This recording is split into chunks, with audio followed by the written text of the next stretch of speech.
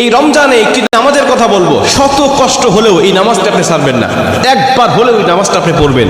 নবীজি এই নামাজের এত গুরুত্ব দিতেন, নবীজি বলেছেন জীবনে একবার হলেও তুমি এই নামাজটা পড়বে।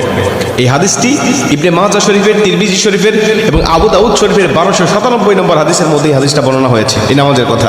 নবীজি তার চাচা আব্বাস রাদিয়াল্লাহু তাআলা আনহুকে ডাক দিয়ে বলছেন, চাচা আমি আপনাকে এমন একটি নামাজের কথা বলছি, এই নামাজটা আপনি প্রতিদিন একবার হলেও আপনি আদায় করবেন। চাচা যদি প্রতিদিন সম্ভব না হয়, অন্তত সপ্তাহে একবার হলেও আপনি নামাজটা পড়বেন। যদি সপ্তাহে সম্ভব না হয়, তাহলে আপনি মাসে অন্তত একবার এই নামাজটা আদায় করবেন। চাচা যদি মাসেও আপনার পক্ষে কষ্টকর হয়ে যায়, বছরে একবার পড়বেন। যদি বছরেও না পারেন, জীবদ্দশায় অন্তত একবার হলেও নামাজটা পড়বেন। কারণ এই নামাজটা এত পাওয়ারফুল নামাজ।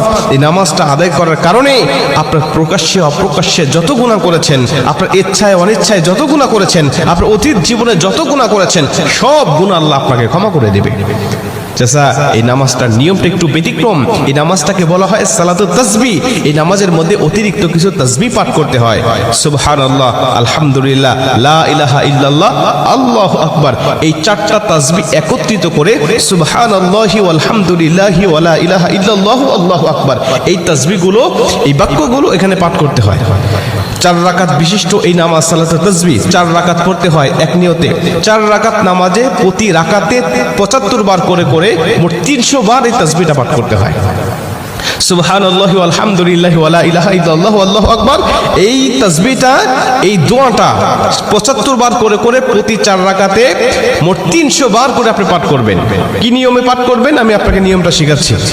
আবু দাউদ শরীফের 1297 নম্বর হাদিসের মধ্যে যে নিয়মটা এসেছে, আমি এই নিয়মটা আপনাকে শেখাচ্ছি।